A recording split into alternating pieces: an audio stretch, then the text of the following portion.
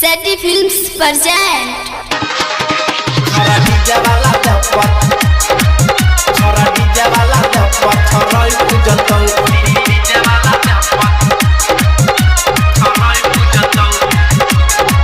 छोरी नाचे न कमर हिला को कोनो टिप दे तो डीजे बसता को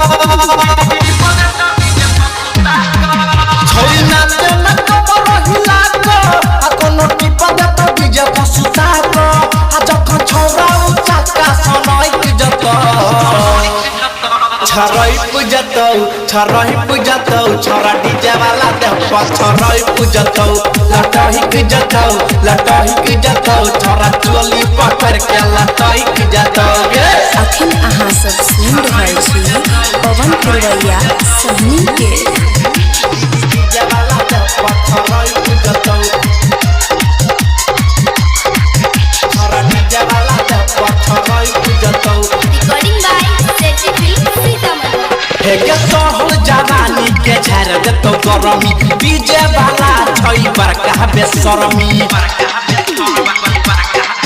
हे के सहल जवानी के झाड़ देतौ गरमी डीजे वाला छई बड़का बेशरमी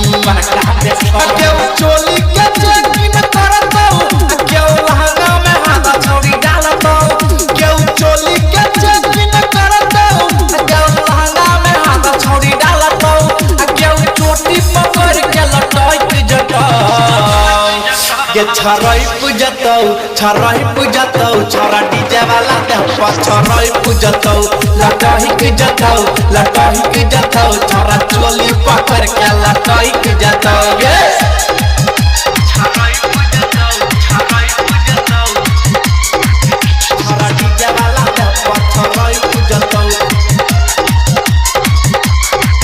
छोरा डीजे वाला धपत छोराई पूजतौ रिकॉर्डिंग बाय सेटी फिल्म्स सीतामढ़ी हे के डीजे वाला से परतौ जे पाला तोड़ देतौ तोरा जवानी के ताला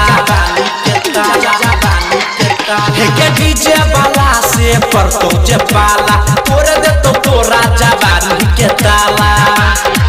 बेसी करिए न तू न कानी पवन पुरवैया के बन जगरानी बेसी करिए न तू न कानी पवन पुरवैया के बन जगरानी आ डीजे शिव नारायण भरही जतौ के छोराई पूजतौ